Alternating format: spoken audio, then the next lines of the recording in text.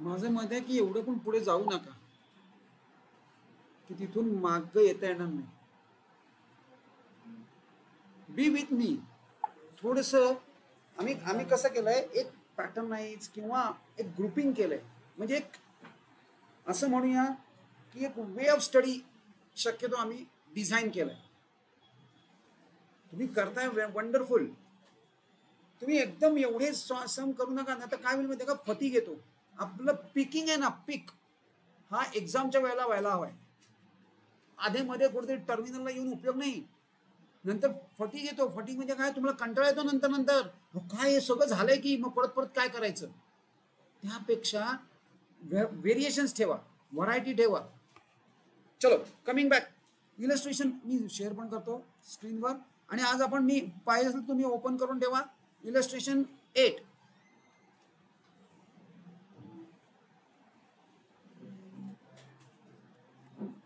Yes पूर्व श्रीडकर.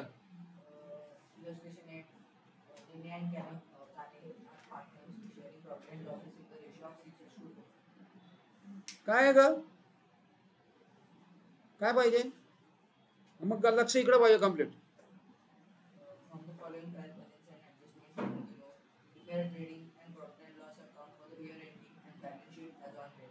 C काय position आहे, एक तर रेशो दिलाय 6:4. चला, in the books of messrs Nene and Kane आणि 31 मार्च 19. चला केलं ते, डन. ट्रायल बॅलन्स कुठल्या टाईपचा ट्रायल बॅलन्स आहे हा,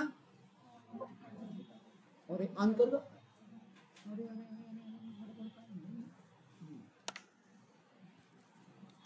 yes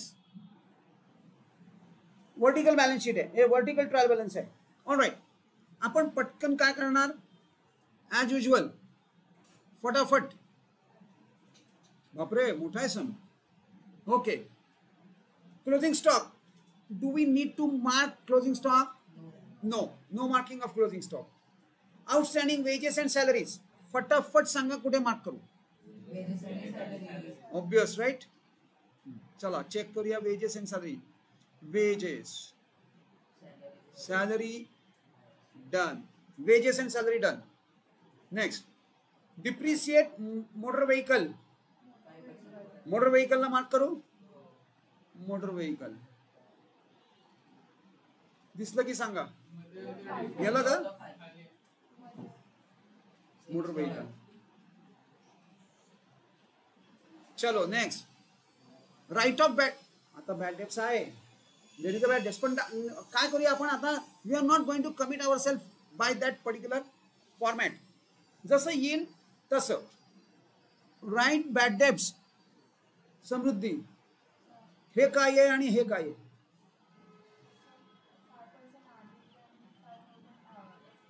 $5,000 is FBD and 5% is new RDD. New RDD. Isha कुठे मार्क करू, कुठं सनरी डेटर्सला किती मार्किंग करू, 1 2 2. सनरी डेटर्सला 2 मार्किंग. थांब sundry debtors okay 2 marking. Ayush का सेकंड इफेक्ट. आणि लक्ष इकडं पाहिजे कंप्लीट.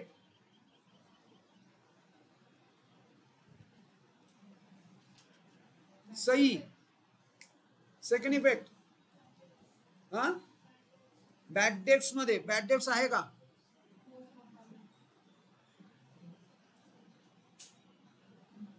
आहे. आणि ही आरडीडी काय आहे, ओल्ड आरडीडी. वैष्णवी या ओल्ड आरडीडीचं काय करू, बॅड डेट्स मध्ये लेस करणार. काल स्नेहाचा क्वेश्चन आहे, बिल्स रिसिवेबल आणि बिल्स पेएबल यातला डेबिट कुठला आणि क्रेडिट कुठला. बिल्स रिसिवेबल डेबिट आहे का, all receivables are debits, all payables are credits. जसं ऑल रिसिवेबल इज असेट, तसा अजून एक रूल आपण म्हणू शकतो की ऑल रिसिवेबल्स आर डेबिट. आणि हे जे ह्याच्यावर येतं ना, हे बॅलन्सेस असतात. त्याला डेबिट बॅलन्स आहे का, कारण डेबिट साईड मोठी आहे, बरोबर, कारण डेबिटला एंट्री जास्त आहेत म्हणून debit. Mostly. By the way तुम्हाला बिल्स रिसिवेबल आहे ना आणि बिल्स पेबल हे दोन्ही कन्सेप्ट चॅप्टर नंबर आपण मला वाटतं 7 जेव्हा करू बिल ऑफ एक्सचेंज तेव्हा तुम्हाला जास्त कळणार आहे. आता तुम्हाला हे काही कन्सेप्ट कळणार नाही आणि ते का क्रेडिट का डेबिट हे तुम्हाला आपण तिथे गेल्यानंतर कळणार. बिल ऑफ एक्सचेंज आपण शिकलोच नाहीये. चलो सेपरेट चॅप्टर आहे भरपूर आणि माझ्या मते तो खूप इम्पॉर्टंट चॅप्टर आहे. तो की आहे, दॅट इज द की. कारण आपण बोलताना बघा मी निर्मितीशी बोलताना बोललो की परहॅप्स तिचा 94 स्कोर का आला कारण तिने बिल ऑफ एक्सचेंज सॉल्व्ह केलं, डिझोल्युशन सॉल्व्ह नाही केलं. म्हणून मी म्हणतोय selection of question is very very important. तिथं जर तुमची चूक झाली तर परहॅप्स तुम्ही 100 मार्क्स जर करणार असाल तर ते 94 वर येऊ शकतो स्कोर, पॉसिबल आहे. चला आता तिचा जेव्हा पेपर येईल तेव्हा चेक करूया. ऑलराईट, नेक्स्ट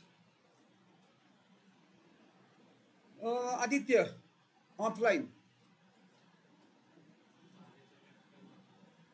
काय आहे काय रीड कर. Kane withdrew goods ₹6,000 for his personal. काय म्हणतो आपण याला? ड्रॉइंग. हा बोला, इफेक्ट बोल.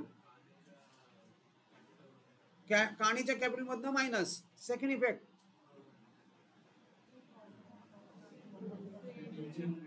ट्रेडिंगच्या क्रेडिटला लेट देम. हा yes, taken over by Kane. बरोबर. चला आता ह्याला मार्किंग होणार, कॅपिटलला मार्किंग होणार. काणे आहे का नेने? काणे. चला डन. सॉरी ड्रॉइंग आपण चुकून ड्रॉइंगला मार्क केलंय मी. आपल्याला कुठे करायला पाहिजे? कॅपिटलला करायला पाहिजे. बरोबर आहे. आणि कॅपिटल क्रेडिटला येणार ना. कॅपिटल्स कुठे? डन. चला इथूनच स्टार्ट करूया. चला माझ्या बरोबर पहिलं कुठे पोस्टिंग करणार? सी माझा फॉर्मॅट रेडी आहे. मी सगळं trading profit loss balance sheet all ready complete 2 pages तयार केलेले आहेत. यावेळेला पण मी फ्रंट बॅक करतो, तुम्ही लेफ्ट राईट करा. What is left right? Left आणि राईट आणि मी फ्रंट आणि back.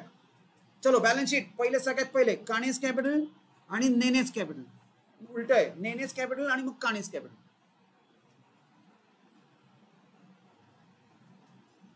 Now you guys are well aware of this thing. Done. So shall we move on? पुढे जाऊया पटकन. सन्ड्री डेटर्स असेटला किती लाईन सोडायचे आहेत? आता आपण आधीच कमिट केलेलं नाहीये. We have not committed our self. त्यामुळे आपण मी अजून 1-2 लाईन सोडल्यात. 2 ऍडजस्टमेंट्स आहेत. 2 लाईन्स बुक करा.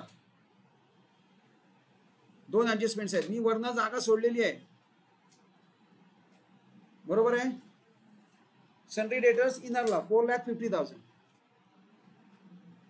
4,50,000 आणि किती हे सोडायचे आपल्याला? 4 लाईन सोडायच्या. सन्ड्री क्रेडिटर्स कुठे टाकू? लायबिलिटी. बोला आता थांब जरा. आता थांब त्याच्यासाठीच तर चाललंय सगळं. सन्ड्री क्रेडिटर्स लायबिलिटीला मी वरनं जागा सोडली आहे कॅपिटलसाठी आणि लायबिलिटीला बुक केलंय. Next rent 10 months. समृद्धी रेंट 10 months ही काय आहे? काय याला काय ऍडजस्टमेंट आहे? काय आहे? हा हिडन ऍडजस्टमेंट आहे. येस बोल. What to do now Ayush? हा काय आहे? मीटर येणार. मीटरची खरं गरज नाहीये पण ठीक आहे चल मीटर टाकूया. टाकला मीटर. काय करू?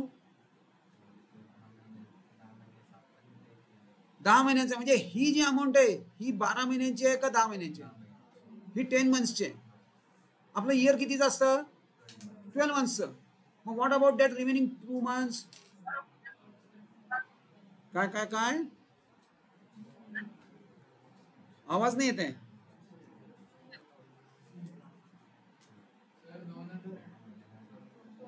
किती येणार? 2000. कसं कॅल्क्युलेट केलं? 10,000 डिवायडेड बाय 10 मल्टिप्लाइड बाय 2. पण व्हॉट इज दिस? 2000 काय आहे? हा आउटस्टँडिंग रेंट. Outstanding rent. चलो let us go to that. Sorry कुठे टाकू? पहिले आधी रेंट बुक करावं लागेल आणि लगेच त्याच्यावर त्याचं ऍडजस्टमेंट पण करावी लागेल. So I am on to profit loss. मी कुठे आलोय? ट्रेडिंगला किती जागा सोडली तुम्ही? कमीत कमी 8 लाईन्स. काहीच आयटम आपण बुक नाही केलेला आतापर्यंत. मिनिमम 8 to 10 लाईन्स तर पाहिजे ट्रेडिंगला, राईट? ड्यू रिस्पेक्ट द्यायला हवा ट्रेडिंगला. तुम्ही अजिबातच रिस्पेक्ट दिला नाही तर कसं जमेल? ट्रेडिंगला काहीच झालेलं नाही आतापर्यंत.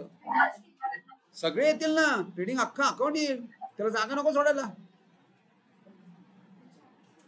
4च? वा भाई वा. इतके आता जवळपास किती 11वा 12वा सम आला. ट्रेडिंगला किती जागा लागते आता आपल्याला माहिती झालंय. साधारणपणे 8 to 10 लाईन्स लागतात ट्रेडिंगला. एकही आपण आयटम्स मी कसं केलं, मी डायरेक्टली बुक केलं. बघूया म्हणलं काय करतायत. चला एनिवे, मी किती जागा सोडली ट्रेडिंगला? 10 लाईन्स. आणि मग रेंट किंवा 8 तरी लाईन्स सोडा आणि मी रेंट बुक केलंय. Is that right? येस. पण काय करायचं लगेच? Add outstanding. आणि व्हॉट इज नेक्स्ट? त्याचा सेकंड इफेक्ट कुठे येणार? लायबिलिटीला. सनरी क्रेडिटर्सच्या खाली आउटस्टँडिंग रेंट.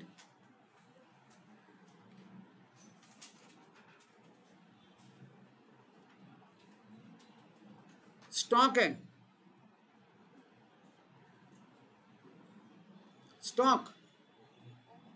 ओपनिंग स्टॉक आहे. 1/4 आहे ओपनिंग स्टॉक. आता now we come to trading account, right? चला ओपन करूया trading account. Opening stock book करूया. Let us book that opening stock. Book करून टाकूया. बरोबर आहे? करेक्ट आहे? जमतंय? Very good. Opening stock. Next moving on. Premises asset आहे. Premises is asset. मग तुम्हाला जर वाटलं मी थोडा फास्ट जातोय तर मला लगेच सांगा. सगळे माझ्या बरोबर आहेत ना? Online offline both.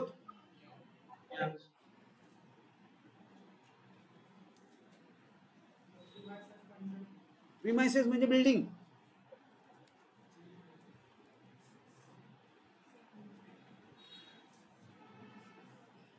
सम्राट तू माझ्या बरोबर बनवतोयस? काय करतोयस? What you are doing? अच्छा तुझं झालेलं आहे. ओके. काम जरा मी विचारल्यावर सांग. अरे अजून सुरुवात नाही झाली तर टोटल तू सांगतोय. जरा धीर धर. चलो next. So premises is done. Now salaries. Inner outer. Inner कुठे? Profit loss balance sheet. Profit and loss का ट्रेडिंग?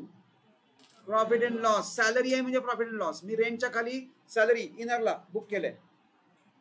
सॅलरी इनरला.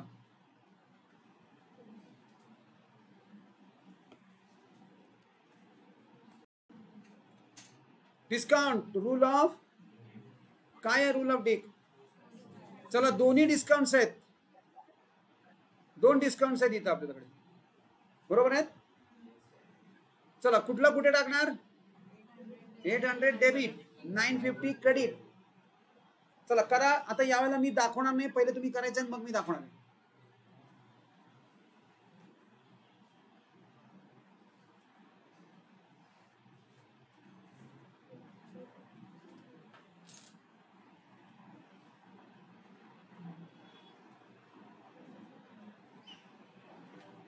काय केलं चेक करूया. पहिले डिस्काउंट दोन्ही. Both the discounts we are counted for.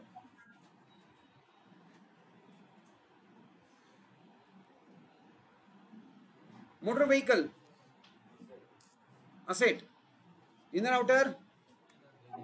चला मी बॅलन्स शीटला आलोय. मोटर व्हेकल बॅलन्स शीटला प्रिमाइसेसच्या खाली मोटर व्हेकल 3,70,000 मोटर व्हेकल. झालं का? हां चालेल, तसं काय प्रॉब्लेम नसतो. सेल्स आपलं स्टँडिंग इन्स्ट्रक्शन आहे. काय? इनरला लिहायचं. पण कुठं? ट्रेडिंगला. ट्रेडिंगची क्रेडिट्स आहे इनरला. ट्रेडिंगची क्रेडिट्स आहे. सेल्स.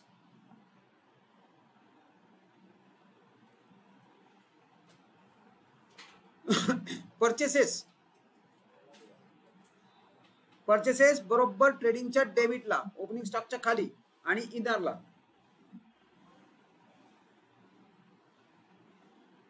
ट्रेडिंगची डेबिट इनर. वेजेस कुठे टाकू? ट्रेडिंग वेजेस आणि inner. Wedges trading inner. Wedges trading inner. Done. Next office expenses. Office आणि एक्सपेन्स. एक्सपेन्स म्हणजे प्रॉफिट लॉस किंवा ट्रेडिंग, पण ऑफिस बिलॉंग्स टू P&L. चला P&L ला जाऊ, खालच्या साईडला डिस्काउंटच्या खाली टू ऑफिस एक्सपेन्स. डिस्काउंटच्या खाली बरोबर. चला ऑफिस एक्सपेन्स.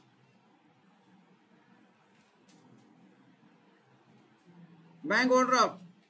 बँक ओव्हरड्राफ्ट अजिबात दुसऱ्याला डिस्टर्ब करू नका. Don't disturb others. Bank overdraft liability. Bank overdraft liability. Done. Returns. आता हे दोन्ही रिटर्न्स आहेत. हा समृद्धी. हा रूल काय आहे रिटर्नचा? Post to the opposite. Post to the opposite आहे हा. बरोबर दिगच्या उलटा. म्हणजे काय? डेबिटचं रिटर्न कुठे टाकणार? क्रेडिटला, म्हणजे सेल्स मधनं मायनस, आणि क्रेडिटचं रिटर्न परचेस मधनं मायनस. चला पटापट.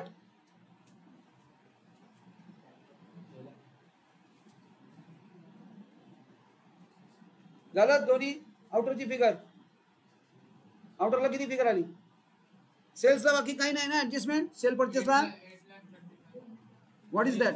परचेस का सेल? सेल्स किती? 8,35,000. 8 लाख काय रे?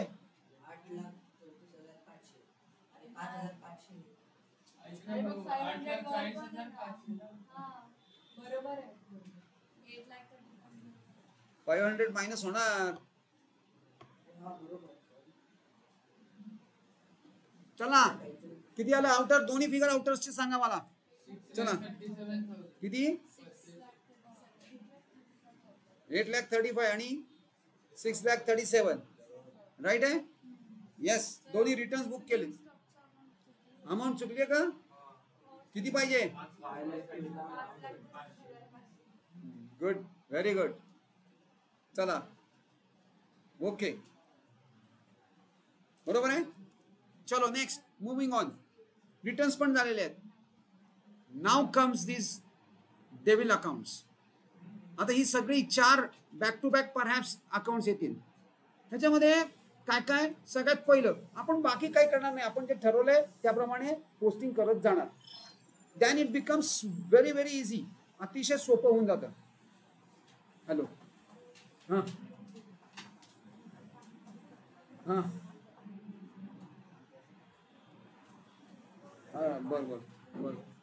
कुठे टाकलंय? हो हो हो टाकतो टाकतो. बरं टाकतो.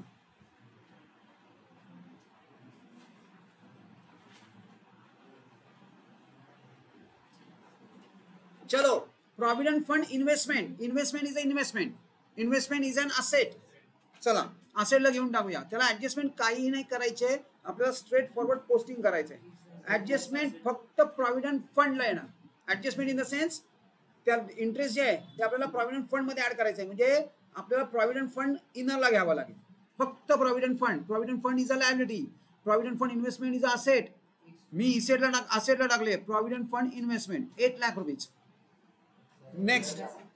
हां fix asset investment is just below fix asset.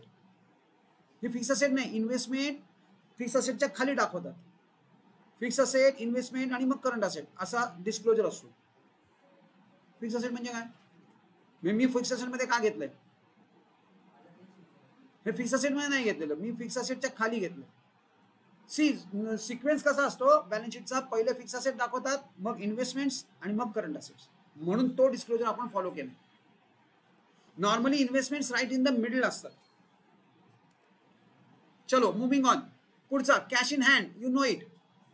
Cash in hand खालच्या साईडला कॅश इन हँड बुक करून टाकूया. राईट.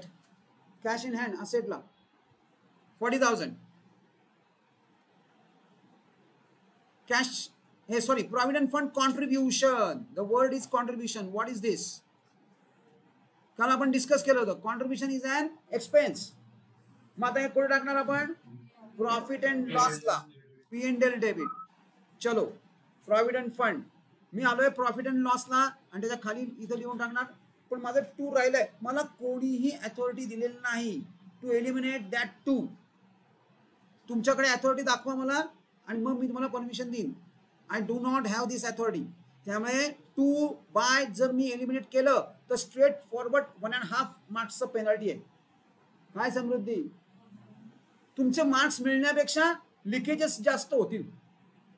हे असे जर तुम्ही प्रत्येक ठिकाणी 2 आणि बाय नाही लिहिलेत ना तर स्ट्रेट फॉरवर्ड हाफ मार्क्सची. आणि बोर्डाची स्ट्रिक्ट इन्स्ट्रक्शन आहे, punish heavily if disclosures are not shown properly किंवा फॉर्मॅट्स आर नॉट फॉलो.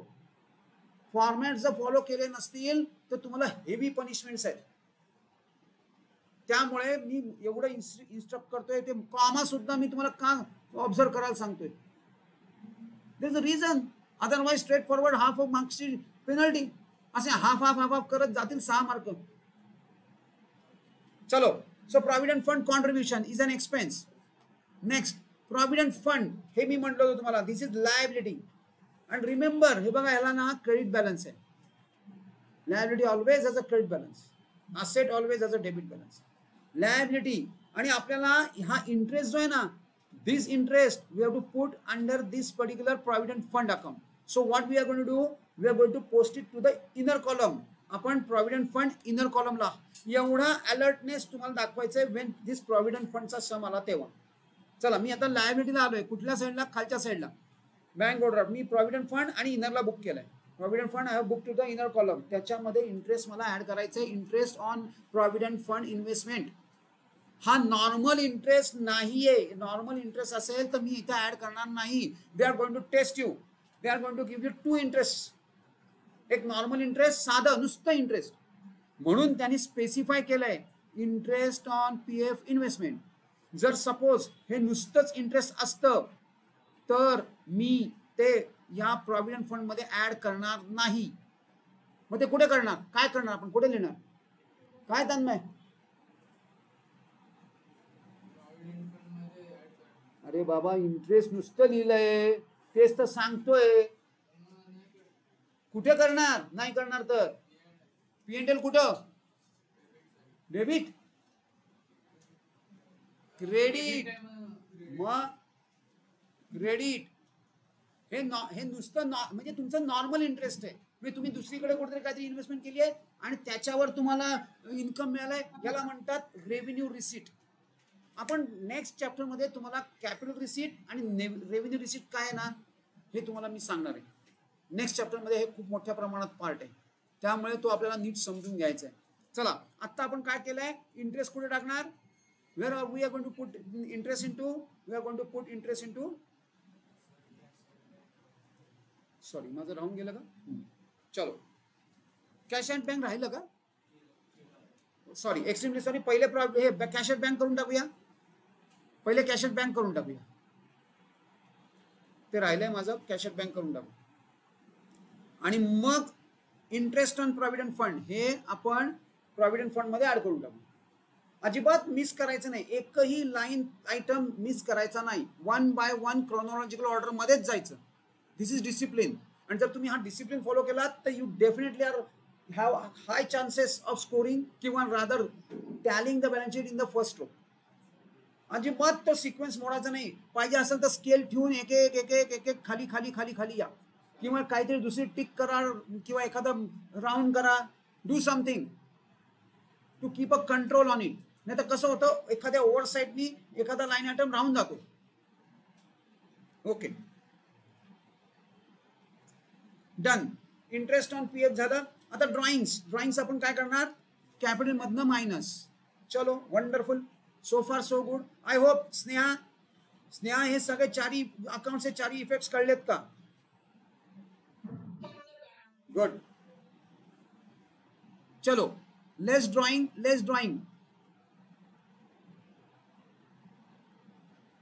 लेस करायचंय कॅपिटल मधनं आणि आउटरला आणलंय मी.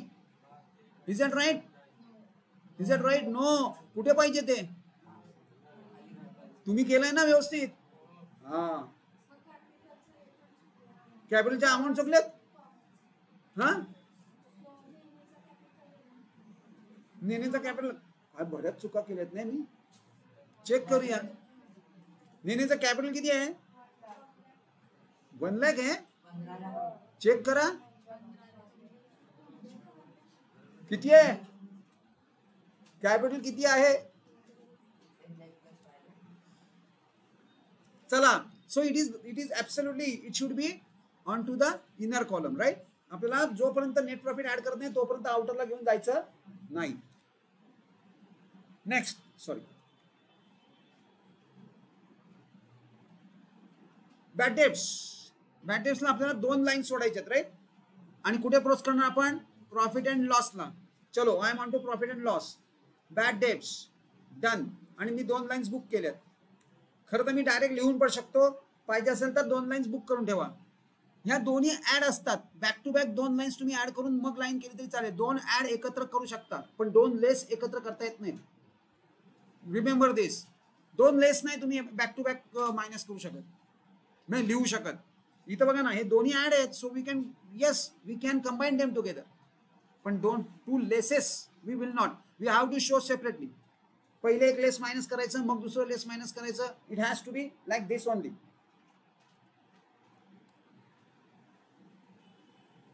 आरडीडी. चला, काय आरडीडी? Old RDD. चला घेऊन टाका लगेच. मी 2 लाईन जे केल्या त्याच्या खाली लेस ओल्ड सॉरी, न्यू नाही, ओल्ड पाहिजे. It should be old. Amount शंका आहे त्याला.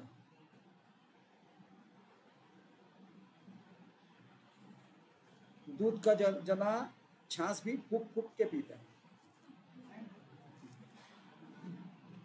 You are right, absolutely right. बरोबर आहे सर. कुठेतरी काहीतरी गडबड असेल, त्यापेक्षा आपलं चेक केलं बरं. Yes, 3700, right. सगळं झाले पोस्टिंग्स. चेक करा. 3700 बरोबर. Moving on. चला, पहिला first adjustment, closing stock. Closing stock कुठे टाकू? हा, ट्रेडिंगच्या क्रेडिटला. चला, ट्रेडिंगच्या क्रेडिटला फर्स्ट. आणि सेकंड इफेक्ट इथून साधारणपणे कमीत कमी 2 ते 3 लाईन सोडून मग क्लोजिंग स्टॉक लिहा. मिनिमम 2 लाईन्स पाहिजेत. किती शॉर्ट असेल तरी. 4 लाईन्स पेक्षा जास्त झालं ना ग वैष्णवी? 4 लाईन्स इथंच झाले बुक.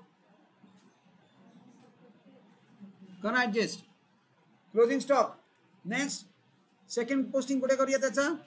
बॅलन्स शीटला, राईट. चला, बॅलन्स शीटला पण पोस्ट केलं. Closing stock done. So far so good. Next जाऊया पुढे. Outstanding wages and salaries. Closing स्टॉकची अमाऊंट ठीक आहे. चला, वेजेस. चला, हे तुम्ही करायचंय, मी नंतर दाखवणार आहे. दोन्ही इफेक्ट द्या आणि दोघांचे दोन्ही इफेक्ट द्या.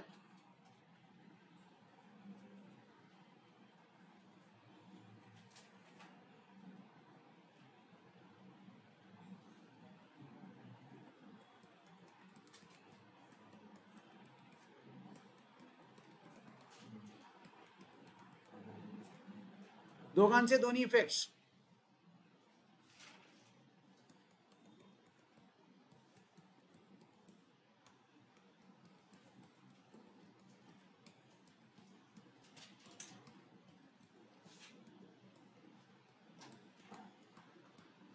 झालं? चेक करूया. चेक करा. पहिलं first add in wages outstanding. Add outstanding. Add outstanding. Next salary मध्ये ऍड आउटस्टँडिंग करून घेऊ. दोन्ही पहिले आउटस्टँडिंग ऍड करून घेतले. आणि सेकंड गोष्टी लायबिलिटीला दोन्ही outstanding wages outstanding salary. Check करा स्टेटमेंट बरोबर येते ना. याला मी ब्रेड अँड बटर ऍडजस्टमेंट म्हणतो. कारण ही ऍडजस्टमेंट तुम्हाला येणार आणि तुम्ही त्याच्यात फुल मार्क्स कमावणार. Therefore this is bread and butter. Depreciation, this also is a bread and butter. चला करा. डिप्रिसिएशन झाली का? किती आला आउटरला? 18,000. चलो चेक करूया बाकीच्यांची काय पोझिशन आहे. What is that? ओके,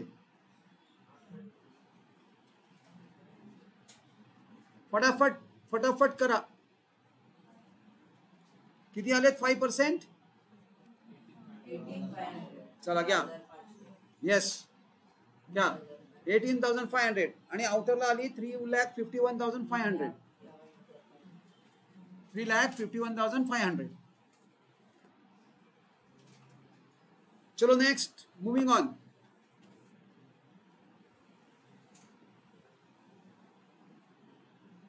याचा सेकंड इफेक्ट कोण आहे रे? कोण आहे? चला depreciation. Profit loss debit side एकच लाईन आयटम येणार. No disclosure, further disclosure is required, right? कारण एकच आहे. Only one depreciation, only one depreciation. त्यामुळे एकच line item, only one line item, right?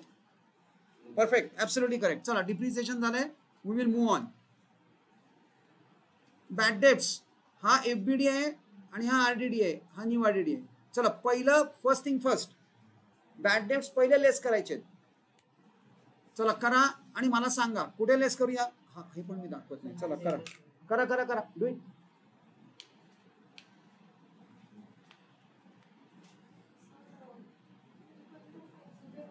किती?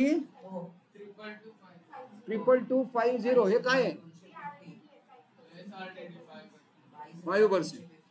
ओके.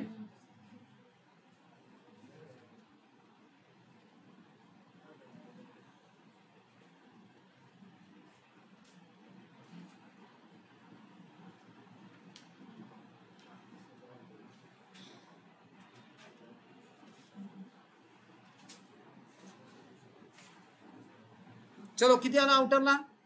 डेटर्स काय केलं? झालं का? पहिले एफबीडी केलं का? कुठे केलं? तिकडे नाही. पहिले इकडे डेटर्सला होते ही ऍडजस्टमेंट. कुठे डेटर्स? तिथं पहिले लेस एफबीडी. हे बघ, हे पहिले इथं डेटर्सला पहिले लेस एफबीडी आणि मग लेस न्यू आरडीडी. ही इथून सुरुवात होते ऍडजस्टमेंटला आणि मग तिकडं. आणि याचा सेकंड इफेक्ट कुठे येणार? बॅक डेट्स मध्ये ऍड का लेस? दोन्ही ऍड. बॅक डेट्स मध्ये दोन्ही ऍड करा. चला लेस एफबीडी इकडे केलं, दोन्ही लेस इकडं, तिकडं दोन्ही ऍड. चलो बॅक डेट्स मध्ये आपण ऑलरेडी जागा सोडली आहे. मी लिहिलंय, तुम्ही जागा सोडली असेल. चलो ऍड करा आणि मला आउटरची फिगर सांगा. बॅक डेट्सची आउटरची फिगर सांगा. दोन्ही असं करायचं आहे. पहिले इकडं मग तिकडं. कळतंय का? चल ते दोन्ही तिकडे घेऊन जा. बॅक डेट्स मध्ये ऍड कर आणि येस लेस ओल्ड आरडीडी पण करायची. ह्या अशा पद्धतीने डिस्क्लोजर करायचं. पहिली या तिघांची total, then 3,700 minus and outer figure is 26,900.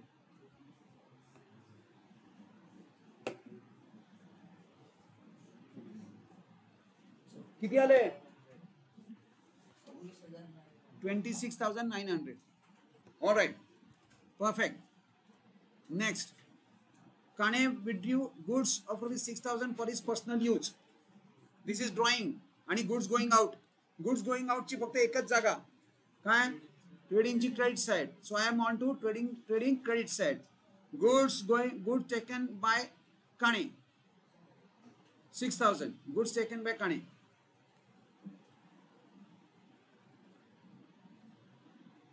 हे अलाइनमेंट वगैरे व्यवस्थित. हे बघा ही कशी मिस झाली. असं हे तुम्ही, दिस इज हाऊ यू राईट. असं करू नका. एकदम मस्त नीट अँड क्लीन राईट अलाइन करायच्या फिगर्स आणि लेफ्ट अलाइन करायचे टेक्स्ट. तिथल्या तिथं तुम्हाला कॅल्क्युलेशन्स करता आले पाहिजेत. असं करा. तुमचं काय वेळ कुठे जातो? बघा ना, तुम्ही काय करता, इथं लिहिता आणि back on the back side of a page परत सगळे अमाऊंट लिहून मग टोटल करता.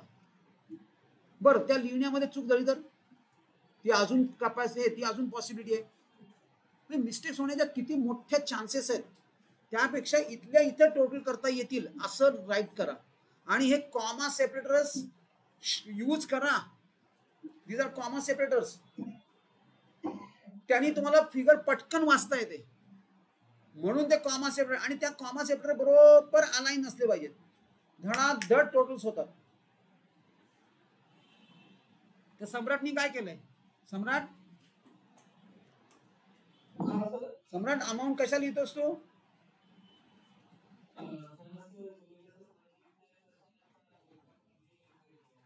त्यांनी लिटरली असे लॅक्स, 10,000, 1,000, 100, 10, 0 असे सुद्धा तुम्ही लाईन्स आखून घेऊ शकता. आणि बरोबर त्याच्या खाली ती फिगर. आणि मग त्यांनी तुम्हाला बाकी कुठे काही लिहायची गरजच नाही. You really will be able to total it properly. की जेणेकरून तुमचा ही आता ह्या लेवलला मी एवढं झाल्यानंतर का सांगतोय, कारण नाव you can afford to draw this kind of lines. कारण तेवढा वेळच नव्हता इतके दिवस तुमच्याकडे. आता तुमचा टाइम वाचायला लागलाय. Use that thing. म्हणजे त्यांनी तुमचं कॅल्क्युलेशन फास्ट होणार आहे. चला, याचा सेकंड इफेक्ट काय करणार, लेस कॅपिटल मधनं काणेच्या. आणि तरी सुद्धा येणारच. आता मी माझी मिस्टेक मी सुधारले ना. हळूहळू पुढे तुम्हाला सुधारलेलं दिसतील आवडती. मगाशी जे इनरला घेतलं होतं ते, हे आउटरला घेतलं होतं ते इनरला मी शिफ्ट केलंय. आणि त्यातनं ड्रॉइंग मायनस केलं. Drawing is deducted from this कानेस कॅपिटल. डन. चलो अब क्या, आता काय, मला जीपी काढून द्या. हाँ बोला सम्राट, टाइम आ गया भाई. 15,500. चला बोला किती आहे सम्राट जीपी? 12,00,000. तुझा आवाज ब्रेक होते बाळा, नीट काय सांगितलं? 15,500. जीपी 15,500 आहे. नेट लॉस आहे. बर, कारण एवढा कमी जीपी आल्यावर नेट लॉसच येणार. चलो 15,500 डन जीपी. चला तो कुठे घेऊन जाणार आपण? नेट प्रॉफिटला घेऊन या खाली. डन नाही काय ग्रॉस प्रॉफिट. आता क्लिअर कट इथे 1,00,000 तर कॉन्ट्रीब्युशनच आहे, म्हणजे डेफिनेटली लॉस आहे. मग डेबिटची टोटल मस्ट बी ग्रेटर. चला 2,30,200 डेबिटची टोटल आहे. चेक करा, चेक दॅट वन. तू थांब जरा. 2,30,200. हा बोल. टोटल किती आहे? 2,13,750. 2,13,750 हा नेट लॉस आहे. Why there is a net loss? Debit side is greater than credit side, so that is yes net loss ना. नेट लॉस लिहिलंय ना. बरोबर आहे. ग्रॉस प्रॉफिट बरोबर आहे, ग्रॉस प्रॉफिट आहे, पण नेट लॉस आहे. नेट लॉस नाही, हे नेट प्रॉफिट नाही आहे. नेट प्रॉफिट इकडे असतो, नेट लॉस इकडे आहे. This is net loss, right. Net loss. आणि त्याचा डिस्ट्रीब्युशन 6:4 करायचं आहे. मी कुठून घेतली ती फिगर हे बघा, 6:4, right. 6:4. 6:4 is very easy. 6 + 4 is 10. मग ही जी अमाऊंट आहे याला 10 ने डिवाइड करा. 10 ने डिवाइड म्हणजे एक 0 हाईड करा. मग आता ही जी काय फिगर आली त्याला 6 ने मल्टिप्लाय करा. या 1,28,250. आणि काणे करते 85,500. येस घ्या. 128,250, 85,500. आणि आउटरला 2,13,750. डन. घ्या. हे मी 6:4 मध्ये डिवाइड केलंय. या ना 6:4 मध्ये मी डिवाइड केलंय.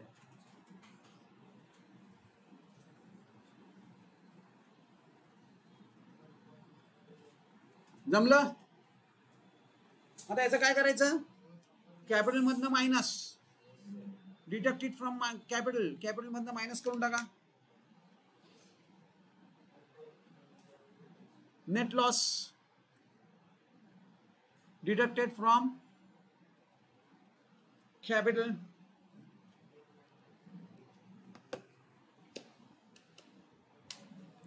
कॅपिटल आउटरला घेऊन या, सगळं इनरचं आउटरला गेलंय ना, चेक करा. एव्हरीथिंग इनर आउटर चेक करा.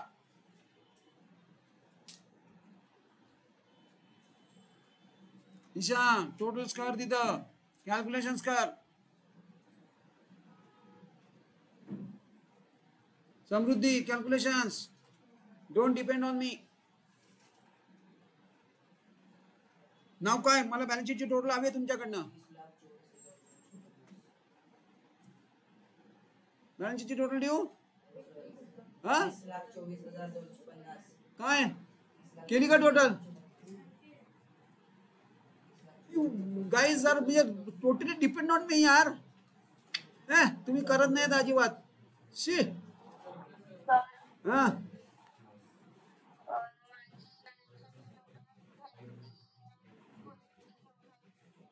येस 30,24,250.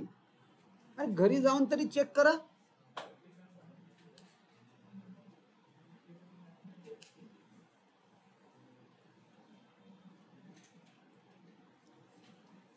ऑल राईट, चलो आज अकाउंट्स आपण इथंच थांबूया, कारण आपल्याला कालचं एक half an hour we have lost right. आणि थोडं थोडं आता कसं होणार आहे, एखाद्या वेळेला आपल्याला एखादा संडे सुद्धा क्लास करावा लागेल जर आपण सिलेबसच्या मागे पडलो तर.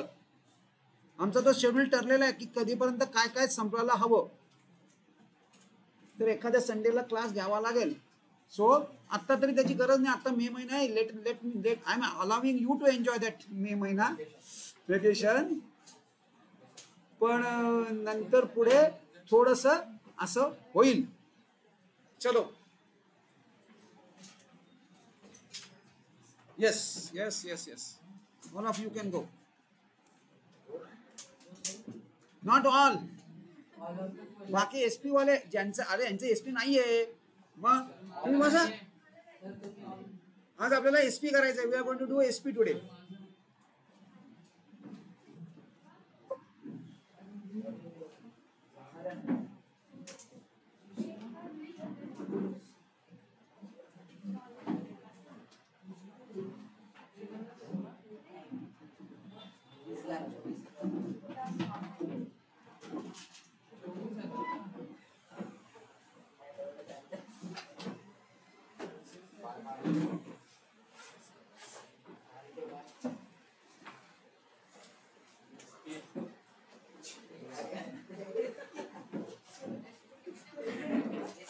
होमवर्क करून आण. 1 बाय.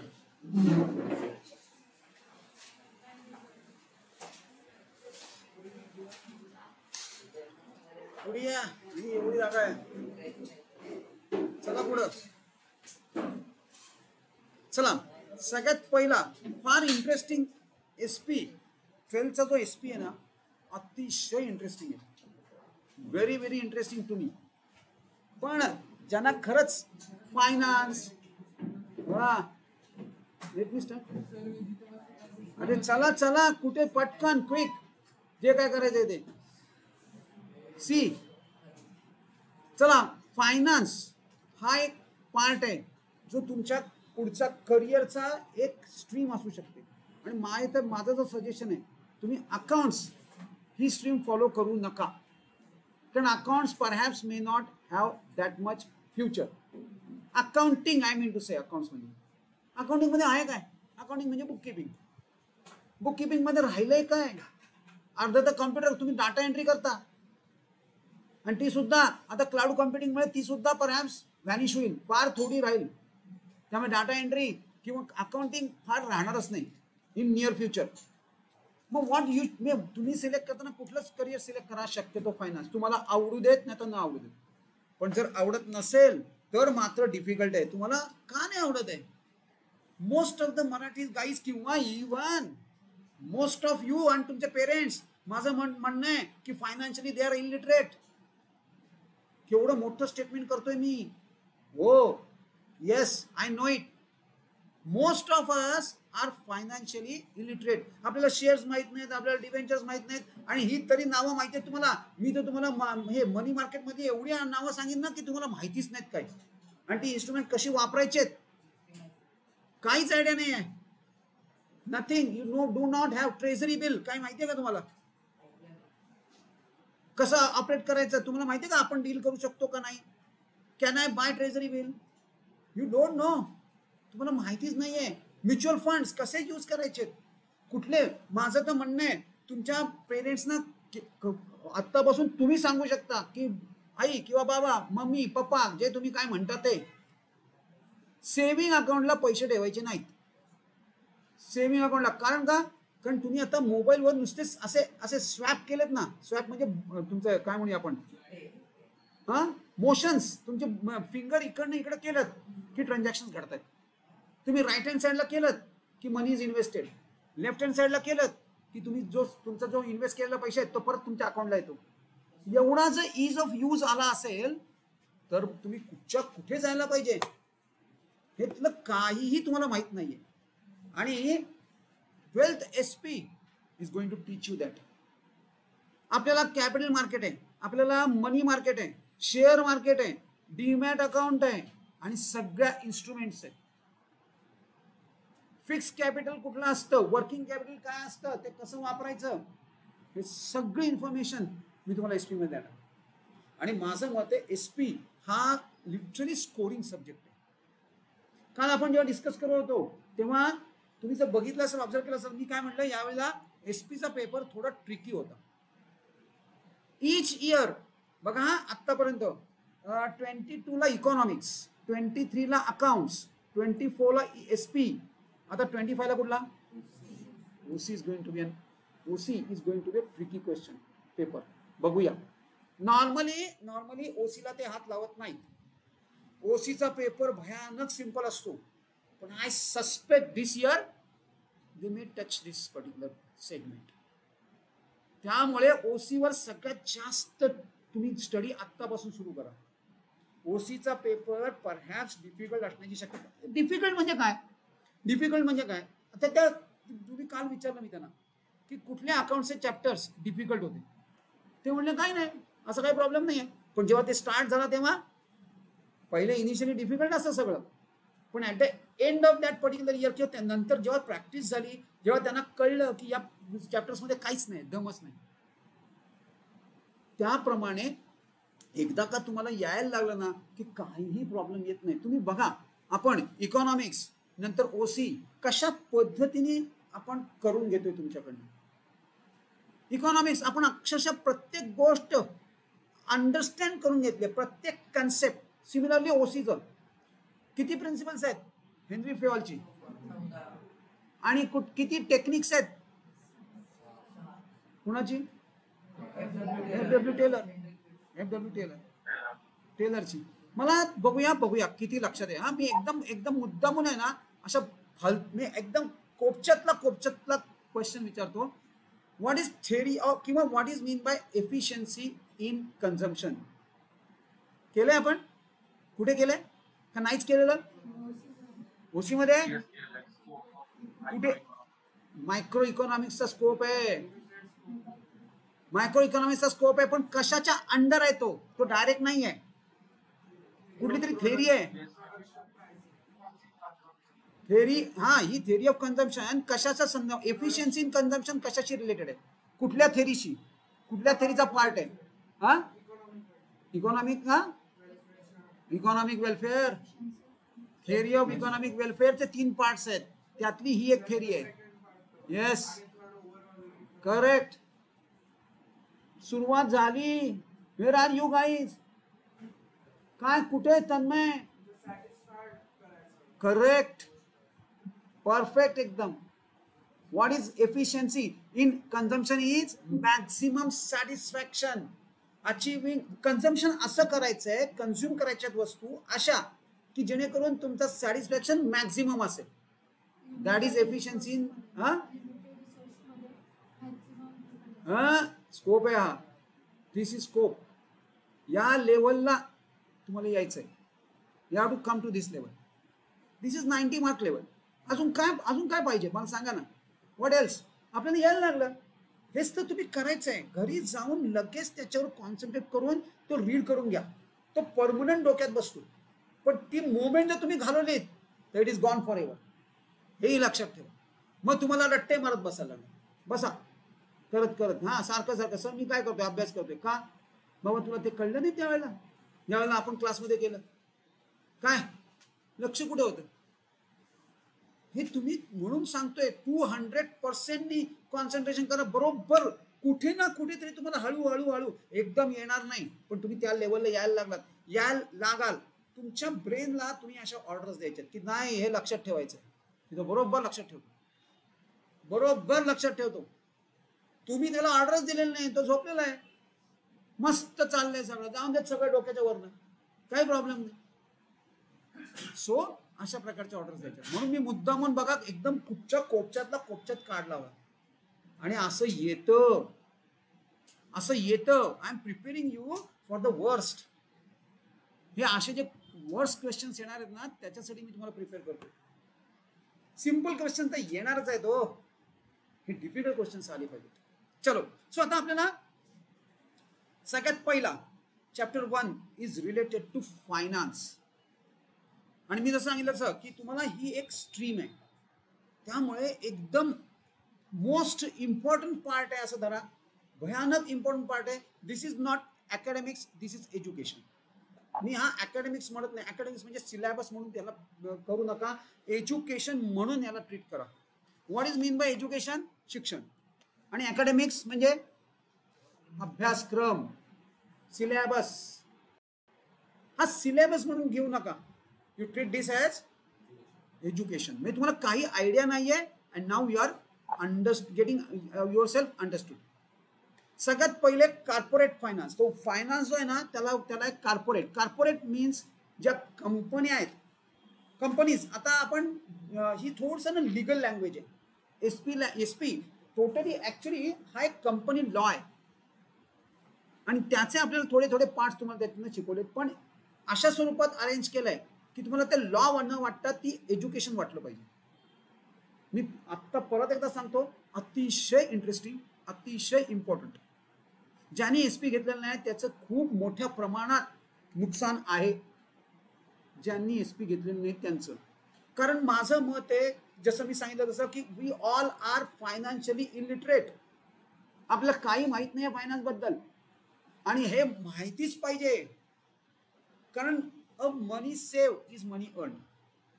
एक पैसा तुम्ही वाचवला, चला तो वाचवलेला पैसा तुम्ही जर प्रॉपर फायनान्स केलात तर तो डबल होतो. आणि इनफॅक्ट 10 वर्षात टिबल चौबल सुद्धा होऊ शकतो. दिस इज द ओनली कॅपॅसिटी. ह्या फायनान्समध्येच फक्त कॅपॅसिटी आहे. आणि नुसतं अक्षरशः घर बसल्या पैसे तुमचे वाढू शकतात. ही फक्त फायनान्समध्ये कॅपॅसिटी आहे. बाकी कुठले तुम्ही कुठेही इंजिनिअरिंग किती AI आणा माझ्यासमोर करून दाखवा. असा AI आहे कोणला की जो तुमचे 100 रुपये ठेवलेत तर ते 1000 रुपये होणार आहेत एक 5-6 वर्षात. दाखवा. AI अजून काही करू शकत नाही याच्या पलीकडे, कधीच नाही. नेवर. फुल चॅलेंज आहे आपला. हे फायनान्सची कॅपॅसिटी. आणि ज्याला हे फायनान्स जमलं त्याला लिटरली आरामशीर बसून पैसे मिळतात. बरं, आता याच्यामध्ये सुद्धा मी करिअरच्या दृष्टीने तुम्हाला काय सांगेन तर इन्व्हेस्टमेंट बँकिंग किंवा इन्व्हेस्टमेंट बँकर ही एक अपकमिंग स्ट्रीम आहे आणि ती तुम्ही करायला हरकत नाही. त्यासाठी तर हे तर बायबल आहे, गीता आहे. आपण बायबल नको म्हणून आपण गीता म्हणूया. दिस इज गीता फॉर दिस. त्यांच्यासाठी ही गीता आहे. तुम्ही हे कुठल्याही परिस्थितीत हे सोडताच कामा नये. आणि हे एंटायर पार्ट ज्यांना इन्व्हेस्टमेंट बँकिंग करायचंय त्यांनी सगळ्यात पहिले एसपी वर कॉन्सन्ट्रेट करा. नथिंग लेस दॅन 95 मार्क्स. हे तुमचा ऑब्जेक्टिव्ह आहे जर तुम्हाला इन्व्हेस्टमेंट बँकर व्हायचं असेल तर. इन्व्हेस्टमेंट बँकर म्हणजे तुम्ही तो हा बघितला असेल जिंदगी ना मिलेगी दोबारा, त्यातला ऋतिक रोशन जो आहे ना तो ऋतिक रोशन इन्व्हेस्टमेंट बँकर आहे. इन्व्हेस्टमेंट बँकरचं काम ते आहे आणि तुम्ही त्या लेवलवर जाऊ शकता. You can. Yes, coming back. Corporate म्हणजे कंपन्या आणि फायनान्स म्हणजे कंपन्यांचा फायनान्स, त्याचं introduction. Right, we will go by one the terms सगळ्या कव्हर करूया फटाफट, त्या समजून घेऊया. अतिशय सोपा पार्ट आहे, व्हेरी व्हेरी इझी. मी सांगतोय बघा काय. आता कॉर्पोरेट फायनान्स तुम्हाला, बाय द वे थांबा आधी बिफोर मुव्हिंग अहेड, फायनान्स म्हणजे तुम्हाला काय वाटतंय? पैसे, मनी, असंच. कॉर्पोरेट फायनान्स, चला बोला तुम्हाला काय वाटतंय, काय असेल? कंपन्या बघा, कंपन्यामध्ये हे मी माझे वर्ड्स नाही आहेत. Finance is a life blood of a company. एका कंपनी, तुम्ही AI आणा, तुम्ही इंटरनॅशनल एकदम हाय फाय मशिनरी आणा, पण ते मशिनरी घ्यायला जर तुमच्याकडे पैसे नसतील तर काही उपयोग होणार नाही. तुम्ही कितीही इन्व्हेन्शन्स करा, पैशाशिवाय चालत नाही काही. So finance is a life blood. जसं आपल्या शरीरामध्ये ब्लड आहे तसं फायनान्स कंपन्यांमध्ये नॉट पॉसिबल, कारण तुमच्या बुकमध्ये त्या आणि याचे MCQ याचे सगळं बुकच्या बाहेर काही नाही. बुकच्या बाहेरपेक्षा एक्सरसाइजच्या बाहेर काही नाही. Don't worry, you have to do your exercise absolutely superbly. तरी सुद्धा मी थोडंसं जो होमवर्क तुम्हाला दिलेत ते थोडेसे अजून ॲडिशनल काही करून दिलेले आहेत. त्याच्यात काही आम्ही ॲडिशनल आमचे क्वेश्चन्स टाकलेले आहेत, पण परहॅप्स त्यांनी फक्त तुमची कपॅसिटी वाढवणार आहे किंवा तुमचं एज्युकेशन वाढणार आहे बस होमवर्कला. बाकी exercise is very very crucial. चलो, सो फायनान्स म्हणजे काय, तर कंपन्यांमध्ये पैसे आणणे. फायनान्स म्हणजे पैसे, मनी जनरेट करणं म्हणजे रेज करणं. आणि नुसतं रेज नाही करणं, तर ते ज्या पर्पजसाठी रेज केलंय त्या पर्पजसाठी युटिलाइज करणं, याला कॉर्पोरेट फायनान्स म्हणणार. आता रेझिंग कशा प्रकारे करता येतं? रेझिंग म्हणजे काय, तुम्ही तो हा शो बघत असाल, शार्क टँक बघा, तिथं काय चालतं, ते कोण आहेत माहितीये? सगळे ते जे बसलेले आहेत ते व्हेंचर कॅपिटलिस्ट म्हणतात त्यांना. हे जे असे लोक असतात त्यांना व्हेंचर कॅपिटलिस्ट म्हणतात. व्हेंचर कॅपिटल ही एक कन्सेप्ट आहे फायनान्स मध्ये, त्याच्यामध्ये एक कन्सेप्ट आहे ती. राईट, सो व्हेंचर कॅपिटलिस्ट हे स्टार्टअप शोधतात, स्टार्टअप्स मध्ये पैसे गुंतवतात व्हेंचर कॅपिटलिस्ट. मग त्याच्यामध्ये स्टेक्स, तुम्ही वर्ड ऐकला असेल, इक्विटी, डेप, स्टेक्स, हे सगळे वर्ड्स इथं आता येणार आहेत. हे सगळे वर्ड्स, इक्विटी म्हणजे काय, डेप्स म्हणजे काय, those all words we are going to cover over here and understand. So मी काय सांगितलं, पहिलं first thing, raising of money आणि युटिलाइज कशासाठी करायचं आहे, ज्या पर्पजसाठी तो रेज केलाय. सपोज एक कंपनी आहे, त्या कंपनीला एक लेटेस्ट इम्पॉर्टंट मशिनरी बाय करायची, त्यांच्याकडे पैसे नाही आहेत, they do not have money. काय करणार मला सांगा?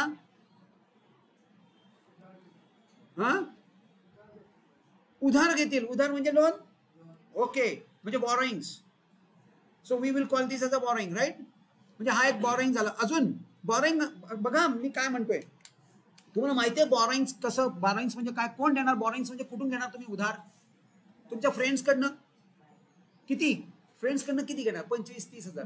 मशिनरी आहे 2 कोटीची, म्हणजे फ्रेंड्स आहेत उपयोगी नाही, रिलेटिव्ह.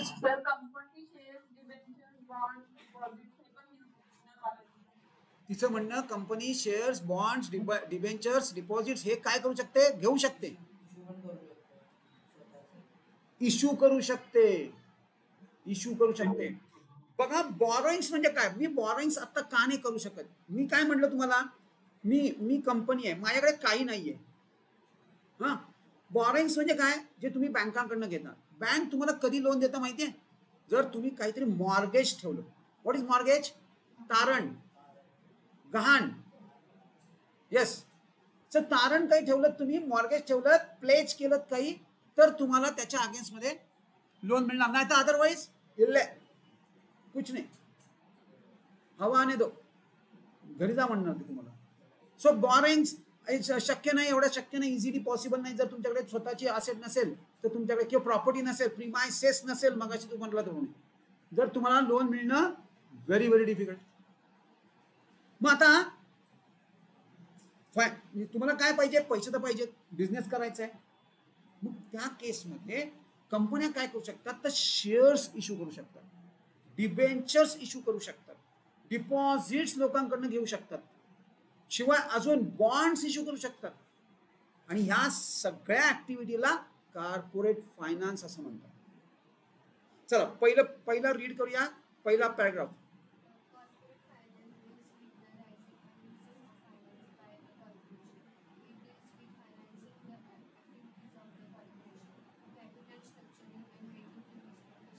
चला त्याच्यामध्ये ना 2 डिसिजन्स इन्व्हॉल्व आहेत या फायनान्स कॉर्पोरेट. पहिले काय आहे, रेझिंग आणि युझिंग. 2 वर्ड्स तुमच्या आन्सर मध्ये पाहिजेत मला, रेझिंग आणि युझिंग. रेज पण करायचे आणि यूज पण करायचे. तुम्ही आणलेले पैसे काही नुसते ठेवून नाही द्यायचे. इट हॅज गॉट कॉस्ट, त्याची कॉस्ट आहे. सगळ्यात हायेस्ट कॉस्ट तर इक्विटीची आहे. इक्विटी म्हणजे इक्विटी शेअर्स आणि प्रेफरन्स शेअर्स, त्याची सगळ्यात जास्त कॉस्ट आहे. आपल्याला असं वाटत असेल की शेअर्स सगळ्यात स्वस्तात मिळत असेल, नाही, सगळ्यात हायेस्ट कॉस्ट इक्विटीची आहे. का ते आपण नंतर बघूया. चला पुढे. It deals with financing the activities of the corporation. कशासाठी तर ज्या ऍक्टिव्हिटी आपल्याला कॉर्पोरेट म्हणजे कंपन्यांमध्ये करायच्या आहेत त्याच्यासाठी पैसे कोण देणार, पैसे पुरवणं हे कॉर्पोरेट फायनान्सचं काम आहे. आणि शिवाय काय करायचंय, कॅपिटल स्ट्रक्चरिंग करायचंय आणि इन्व्हेस्टमेंट डिसिजन्स करायचे. या कॉर्पोरेट फायनान्स मध्ये 2 डिसिजन्स आहेत, एक इन्व्हेस्टमेंट डिसिजन आणि दुसरा, चेक करूया दुसरा कुठला डिसिजन. बघा पहिले आता definition. Primarily acquisition and use of capital by business corporation. Corporate finance deals with primarily काय तुम्ही म्हणाल तसं. प्रायमरीली किंवा इनिशियली कशाशी डील करणार तर ऍक्विजिशन म्हणजे अक्वायर करणं, and use of capital in किंवा capital by business corporation. Henry Hoagland त्यांची डेफिनेशन आहे ती. म्हणजे ते कशाशी डील करताय तर ऍक्विजिशन, आणणे पैसे आणि ते यूज करणे. सो म्हणून मी म्हणतोय रेझिंग आणि युझिंग हे 2 वर्ड्स फार महत्वाचे आहेत कॉर्पोरेट फायनान्स मध्ये. कंटिन्यू.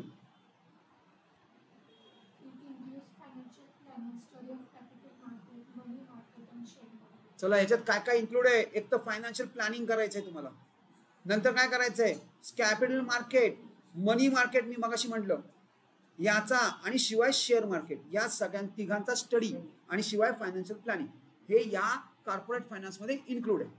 कॉर्पोरेट फायनान्स मध्ये 3-4 गोष्टी इन्क्लूड आहे आणि डिटेल लिटरली आपण हे सगळं पुढे जाऊन एक एक कव्हर करणार. Next, it also covers capital formation आणि फॉरेन कॅपिटल. कॅपिटल फॉर्मेशन पण आहे आणि फॉरेन कॅपिटल पण त्याच्यात इन्क्लूड आहे. All right, moving on.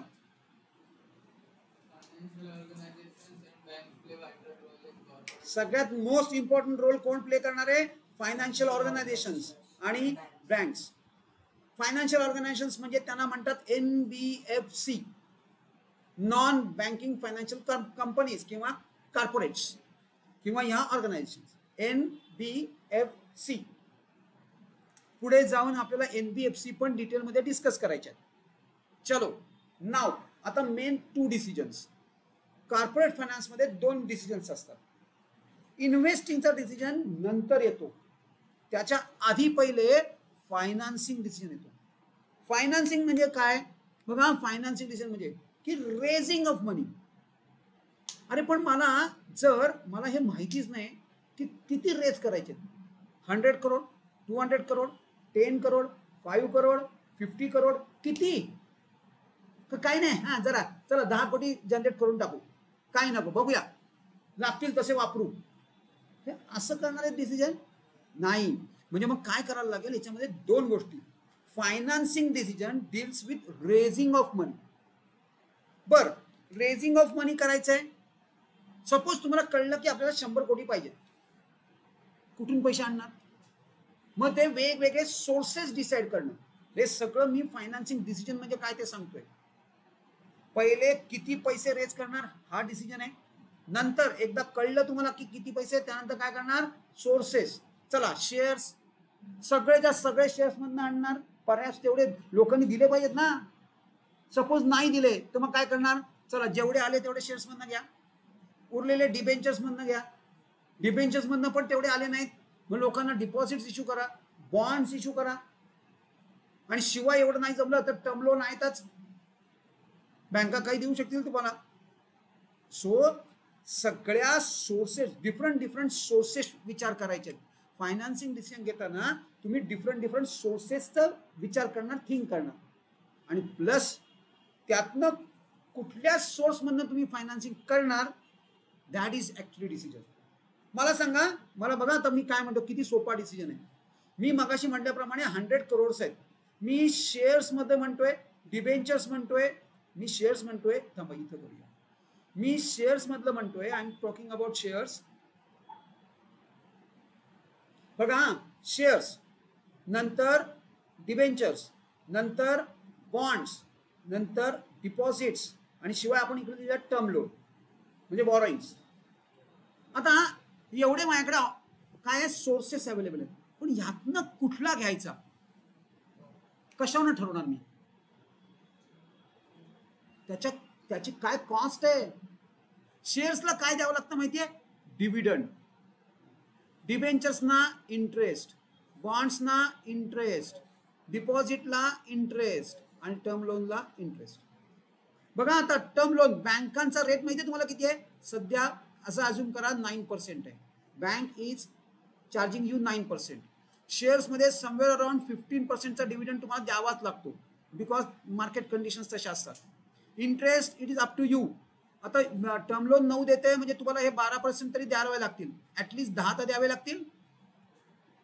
हा इंटरेस्ट देणार तुम्ही. Bond same way 10%. Deposits yes you can charge 9%, जेवढं बँक करताय तेवढे. आता you are a finance manager of that company. चला बोला, तुम्हाला 100 crores जनरेट करायचे आहेत. How will you generate it? मी काय सांगितलं कळलं? Is this a cost of this funding? या प्रत्येकाचा फंडिंगचा एक कॉस्ट आहे. तुम्ही कुठला चूज कराल? ऑब्विसली लोएस्ट जो आहे तो करणार. लोएस्ट कुठे कुठे आहे? डिपॉझिट. चला डिपॉझिट्स आहेत आणि टर्म लोन आहे. टर्म लोन तुमच्याकडे असेट काही नाही म्हणजे टर्म लोन कॅन्सल झाला, मग you have to go to deposit. डिपॉझिटसाठी तुमची पत पाहिजे मार्केटमध्ये. कोण डिपॉझिट देणार तुम्हाला? तुम्ही नवीन आहात, कंपनी तुमची माहिती पण नाही कोणाला. तुम्ही कराल इन्व्हेस्ट कुठल्या एखाद्या अशा कंपनीमध्ये की तुम्हाला माहितीच नाही, म्हणजे हाही पार्ट गेला. आता काय? आता या 3 मध्ये 6 आहे, म्हणजे त्यातल्या त्यात शेअरचा फायदा काय आहे? तुम्हाला रेट ऑफ डिव्हिडंड जास्त द्यावं लागेल. म्हणजे म्हणून मी म्हणतोय सगळ्यात हायएस्ट कॉस्ट त्याची असते. म्हणजे थोडक्यात तुम्ही कुठल्या बेसिसवर डिसाईड करताय? 2-3 गोष्टींवर तुम्ही डिसिजन घेता की कुठला सोर्स सिलेक्ट करायचा. एक तर कॉस्ट ऑफ कॅपिटल, याला कॉस्ट ऑफ कॅपिटल म्हणतात. हे जे आहे त्याला कॉस्ट ऑफ कॅपिटल म्हणतात. म्हणजे आपण डिसिजन कुठल्या बेसिसवर घेणार? तर कॉस्ट ऑफ कॅपिटल. शिवाय अजून काही गोष्टींमध्ये तुम्हाला काय होणार आहे? तुमच्या केसमध्ये तुम्हाला कंपल्शन येणार आहे की नाही काही गोष्टी तुमच्यासाठी बंदच आहेत. बँक लोन डेफिनेटली तुम्हाला एकदम चीप मध्ये मिळतंय, पण तुमच्याकडे त्याला पाहिजे तो काय पाहिजे? त्याला पाहिजे ते मॉर्गेज तुमच्याकडे नाही. त्यामुळे you have to think of other sources. असं पण घडणार आहे. म्हणून सुद्धा म्हणजे डिसिजन घेताना एक 2-3 पॅरामीटर्स आपल्याला सेट करावे लागतील आणि इन अकॉर्डन्स टू दॅट आपल्याला डिसिजन घ्यावा लागेल. चला फायनान्स डिसिजन म्हणजे काय चेक करूया.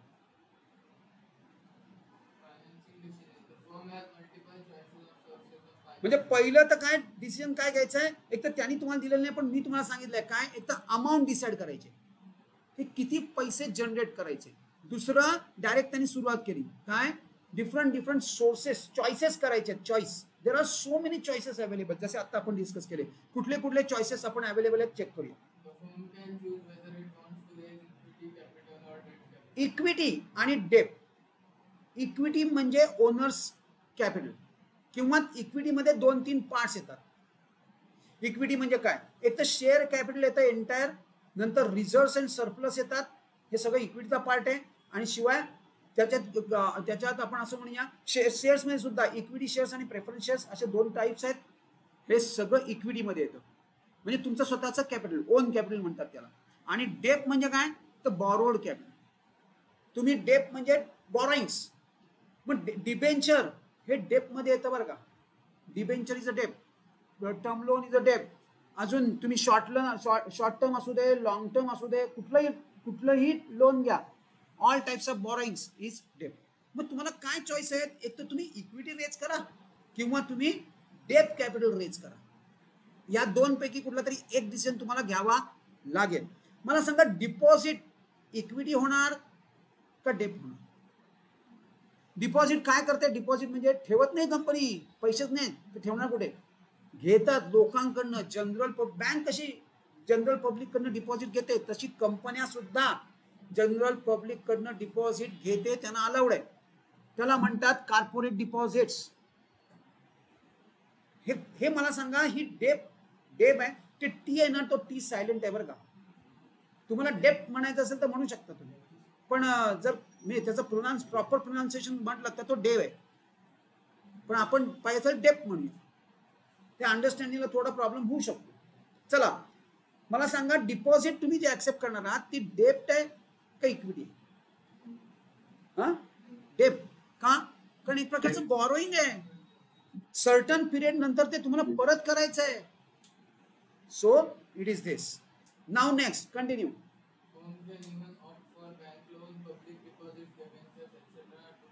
एक्झॅक्टली हेच आपण बोललो की एक तर चॉईसेस आहेत, त्यातला कुठला सिलेक्ट करायचा हा सुद्धा फायनान्सिंग डिसिजन आहे. तुमच्याकडे कुठले कुठले चॉईसेस आहेत that you have to right. Next आता याच्यामध्ये बघा, डिसिजन घ्यायचं आहे तर तुम्हाला एक असा डिसिजन पण घ्यावा लागेल की तुम्ही वेल कॅपिटलाइज असायला हवा. वेल कॅपिटलाइज याचा अर्थ काय? वेल कॅपिटलाइज म्हणजे तुम्हाला पाहिजेत 50 कोटी आणि तुम्ही घेतले 40 कोटी, तर it is well capitalise? No. जेवढे पाहिजेत तेवढेच घ्या. बरं 50 आहेत, 60 घेतलेत तुम्ही, तुम्हाला 50 ची रिक्वायरमेंट आहे, 50 करोड रिक्वायर्ड आहेत, पण तुम्ही जनरेट किती केलेत? 60 करोड. मग can we say this is well capitalise? No, over capitalise. Over capitalise झालं, इट हॅज गॉट कॉस्ट आणि heavy cost. So you will get punished for that. तुमचं प्रॉफिटेबिलिटी एकदम ड्रॉप होऊन जाणार. सो फार महत्वाचा पार्ट आहे हा. मी सांगतोय ना की finance will make or break any company. ज्याचं फायनान्स चांगला ती कंपनी टॉपला, आणि ज्यांचं फायनान्स हँडलिंग वीक आहे ती कितीही बेस्ट प्रोडक्ट असू दे ती डब्यातच जाणार. फार महत्वाचा.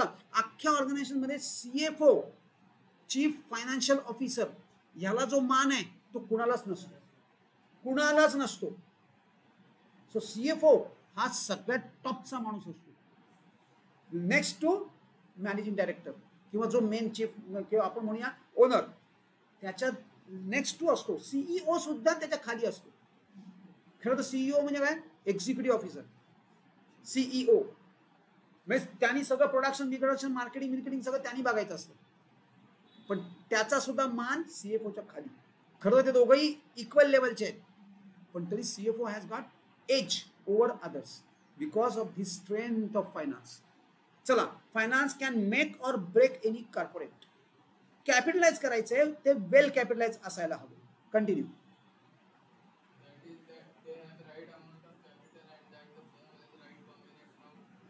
नुसतं राईट अमाऊंट पण नाही तर राईट कॉम्बिनेशन पाहिजे. डेप आणि इक्विटी, देयर इज अ डेप इक्विटी रेशो एज वेल. असा एक रेशो पण आहे जो आपल्याला अकाउंट्स मध्ये सगळ्यात शेवटी शिकायचा आहे. डेप इक्विटी रेशो, तो रेशो सुद्धा तुमचा सही पाहिजे. एवढं फायनान्सिंग डिसिजन मध्ये आहे. आणि हे जर सगळं असेल तर well capitalize, that is well capitalize. Alright, what is next?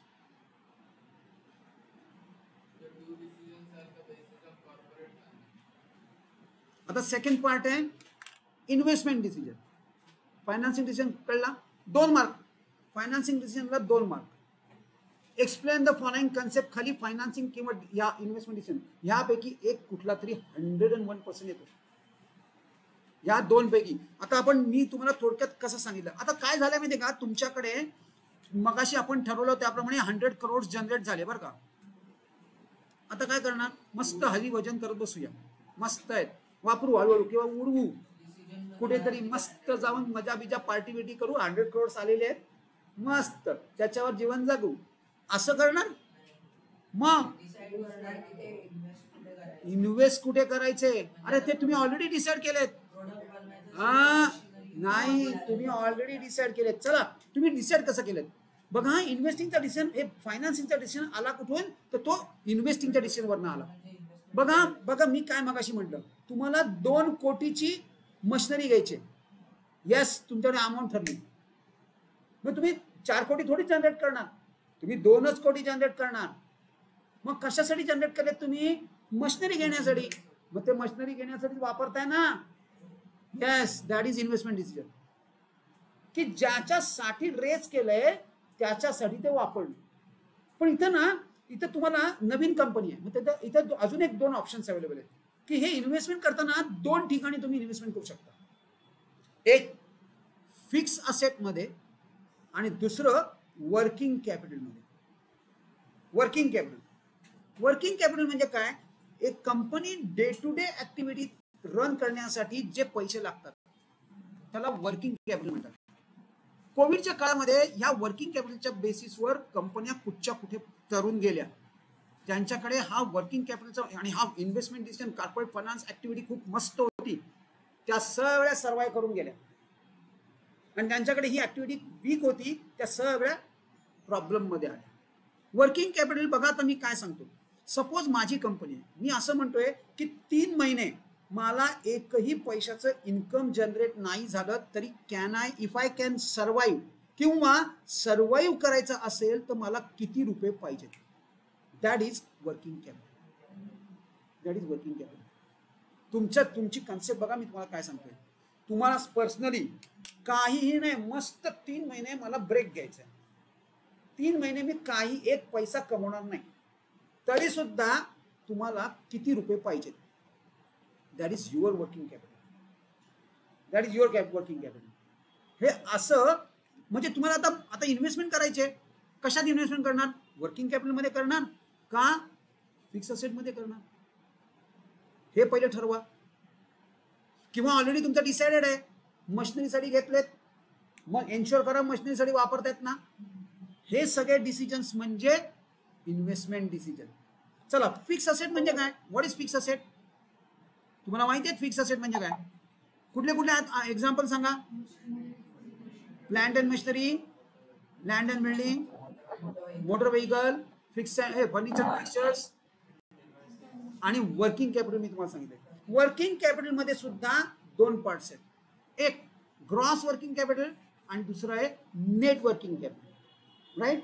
या सगळ्यावरती क्वेश्चन सेट होतात. या सगळ्यावरती हा इन्व्हेस्टमेंट डिसिजन खूप इम्पॉर्टंट डिसिजन पार्ट आहे. आणि वर्किंग कॅपिटल आणि net working capital, gross working capital आणि वर्किंग कॅपिटलवर, नुसत्या वर्किंग कॅपिटलवर क्वेश्चन सेट होऊ शकतो. चलो, first of all investment decision check करूया. आतिश,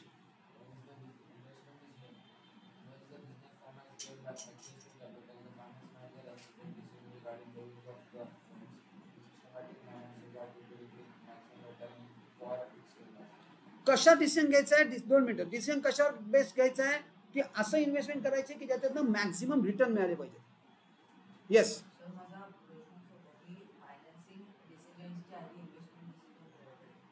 बरोबर आहे. खरं तर दोन्ही सायमल्टेनियसच आहेत. पण yes, investment decision is more important. Yes, याचा सिक्वेन्स आपण पहिले इन्व्हेस्टमेंट डिसिजन. येस, सो त्याचा sequence we can change, no problem. Continue कर.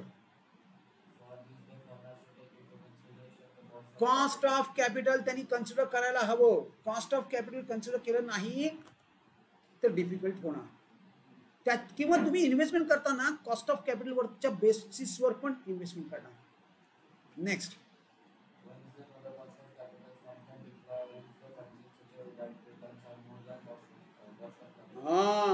हा मोस्ट इम्पॉर्टंट पार्ट आहे. This is the most important part. काय म्हणतो बघा, मी काय एक्झाम्पल सांगतो तुम्हाला, म्हणजे तुम्हाला आयडिया येईल मला काय म्हणायचं आहे. व्हॉट आय मीन टू से. बघा, मी काय म्हणतोय, माझ्याकडे 100 करोड्स आले, बरोबर आहे. या 100 करोड्स मी कसे कलेक्ट केले? सपोज मी सगळ्याच्या सगळे इक्विटी मधनं केले. इक्विटीनं मला डिव्हिडंड किती द्यायचा आहे? मग अशी आपण इक्विटी मधनं केलेत. इक्विटी म्हणजे इक्विटी शेअर्स मधनं किती? 15, चला 10%. 10%चा डिव्हिडंड मला कन्सिस्टंटली इयर ऑन इयर द्यायचा आहे.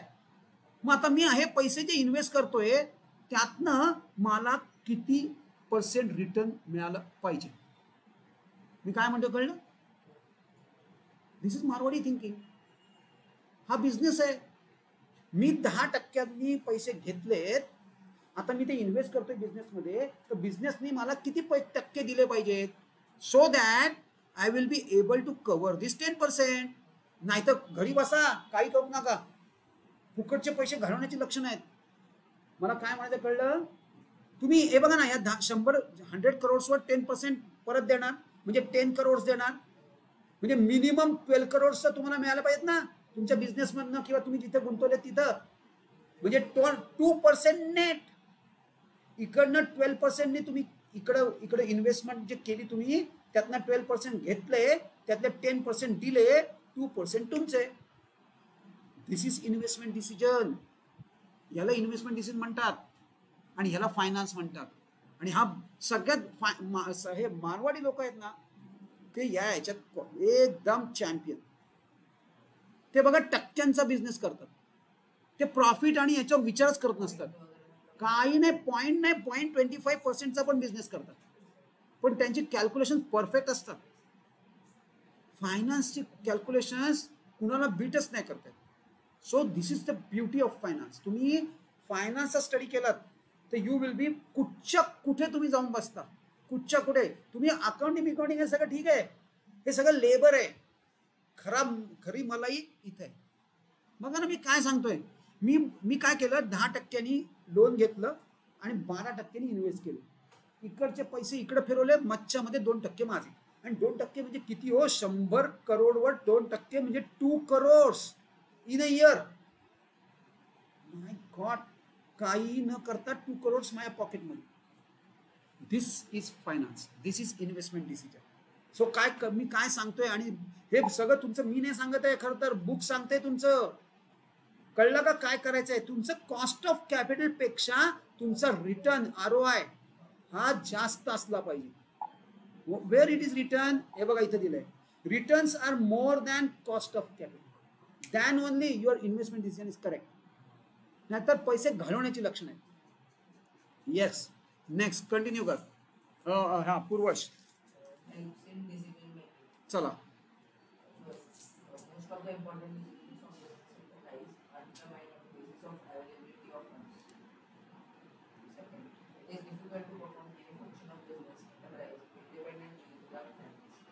विदाउट फायनान्स कुठलाही डिसिजन घेता येणार नाही.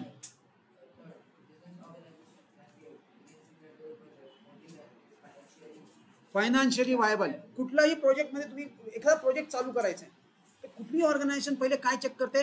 प्रोजेक्ट तर पहिले बघणारच, पण तो फायनान्शियली व्हायबल आहे की नाही तो CFO चेक करतो. त्याचा प्रोजेक्टेड कॅश फ्लो काढला जातो. प्रोजेक्टेड कॅश फ्लो पॉझिटिव्ह येतोय की नाही हे चेक केलं जातो आणि मग डिसिजन घेतला जातो. Next, so it is very important, very important decision. आता importance of corporate finance check करूया. जेवढे आपल्याला संपवता येईल तेवढे संपूया. Importance of corporate finance. चला, येस, सगळ्यात पहिले हेल्प्स काय करते? Raising in capital for a project. अगदी सिंपल आहे, गो थ्रू करूया पटापट. काय कशासाठी पाहिजे आपल्याला? एखादा प्रोजेक्ट पाहिजे असेल त्यासाठी पैसे पाहिजेत. कोण जनरेट करणार? Corporate finance. येस, रीड कर.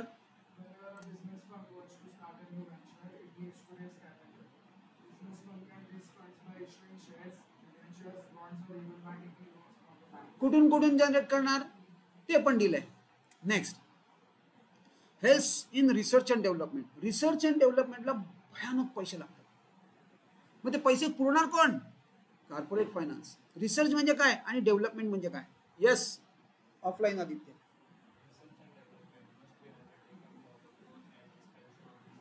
कशासाठी लागतं रिसर्च अँड डेव्हलपमेंट? त्या ग्रोथसाठी, ऑर्गनायझेशनच्या ग्रोथसाठी आपल्याला रिसर्च अँड डेव्हलपमेंट पाहिजे. ऑलराईट, नेक्स्ट, एक्झिक्युशनसाठी किंवा एखादा, बाय द वे तुम्हाला डेव्हलपमेंट म्हणजे काय माहिती आहे?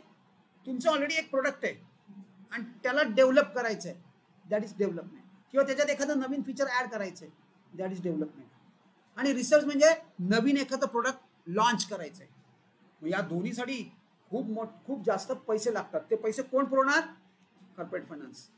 Yes, continue.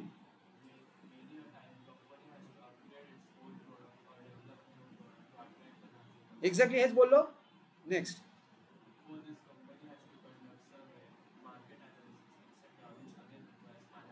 Huge financial support. Survey घ्यायचा असेल, त्याचं मार्केट कंडिशन शोधायचे असतील तर केवढा मोठा खर्च करावा लागतो.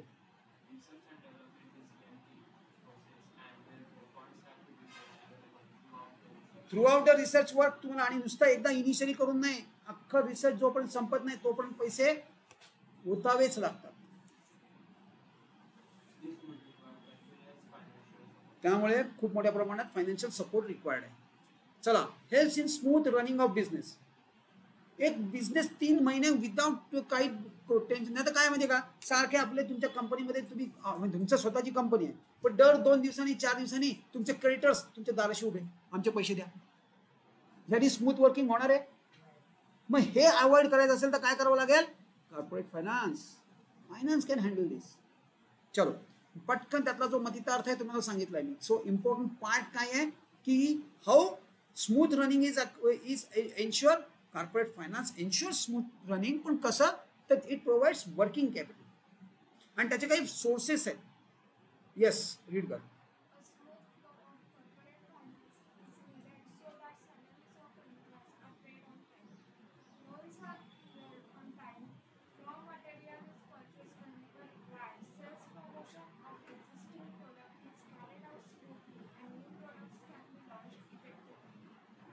स्मूथ बिझनेस रन करायचा म्हणजे काय? सॅलरी वेळच्या वेळी झाल्या पाहिजेत, लोनचे EMIs वेळच्या वेळी गेले पाहिजेत, क्रेडिटर्सचं पेमेंट टाइम टू टाइम गेलं पाहिजे, म्हणजे स्मूथ रनिंग. आणि हे कोण एन्श्योर करणार? Corporate finance. एवढा सिंपल पॉइंट आहे. येस. नंतर प्रमोट्स एक्सपान्शन अँड डायव्हर्सिफिकेशन. मगाशी रिसर्च अँड डेव्हलपमेंट केलं, आता एक्सपान्शन अँड डायव्हर्सिफिकेशन. एक्सपान्शन म्हणजे काय? तुम्ही पुण्यामध्ये आहात, मुंबईमध्ये पण चाललात, एक्सपान्शन. आणि डायव्हर्सिफिकेशन म्हणजे काय? तुम्ही ऑलरेडी सॉफ्टवेअर इंडस्ट्रीमध्ये आहात, आता हार्डवेअरमध्ये पण जाणार, किंवा दुसरी कुठली तरी अजून वेगळी मॅन्युफॅक्चरिंग ऍक्टिव्हिटी सुरू करणार, किंवा दुसरंच कुठला तरी बिझनेस सुरू करणार, किंवा सर्व्हिसेस म्हणजे केटरिंग सुरू केली, किंवा इंटरनेट सर्व्हिस प्रोव्हाइड, तुम्ही ISP झालात, अशा टाईपचे काही डायव्हर्सिफिकेशन करणार.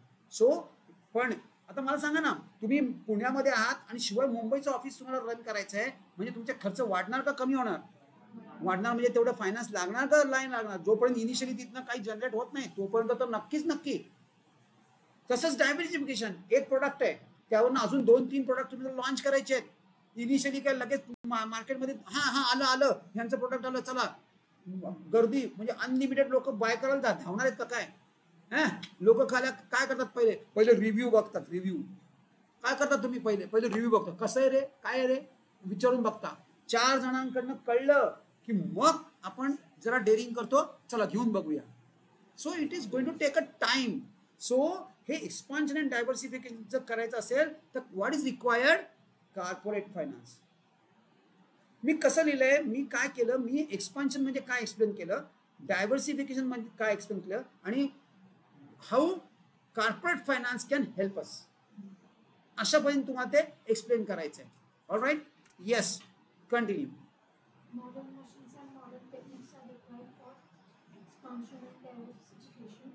Corporate finance provides money to purchase modern machines and technologies.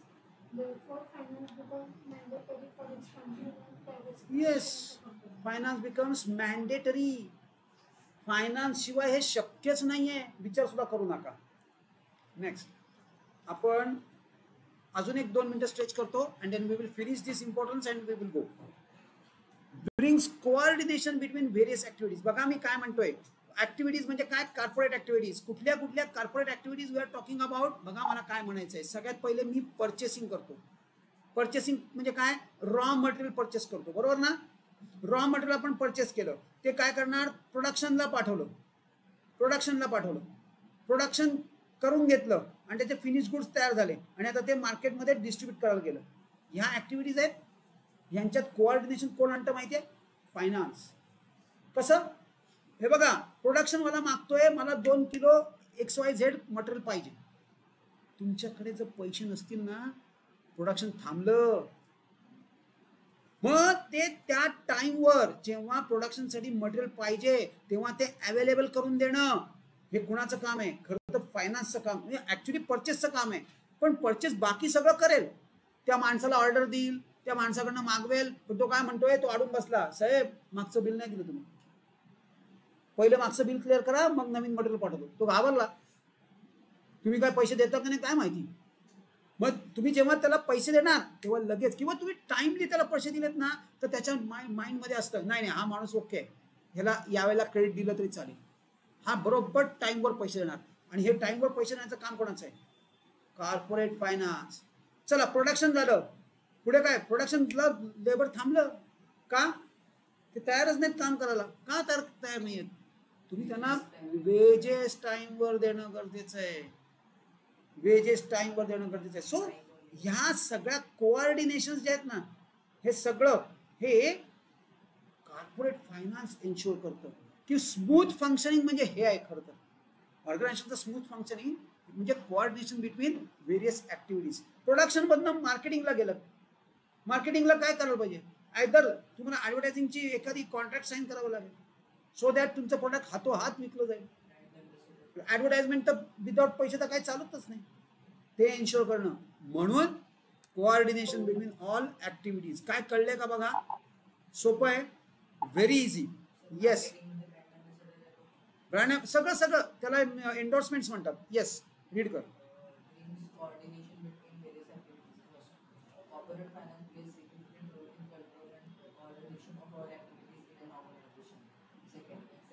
Production mills of the finance department does not provide adequate finance for the purchase of raw materials and making other day-to-day financial requirements for smooth running of production. हेच आपण बोलतोय, वेळच्या वेळी जर raw material मिळालं नाही तर काही होणारच नाही. Yes. Due to this, sales will also suffer and consequently the income of concern as well as rate of profit will be affected. Thus, efficiency of every department depends upon the effective financial management. So it is very very important. Financial management ensure these things. Managing risk. चलो आज इथेच थांबूया. We will stop over here. Tomorrow remaining part करूया.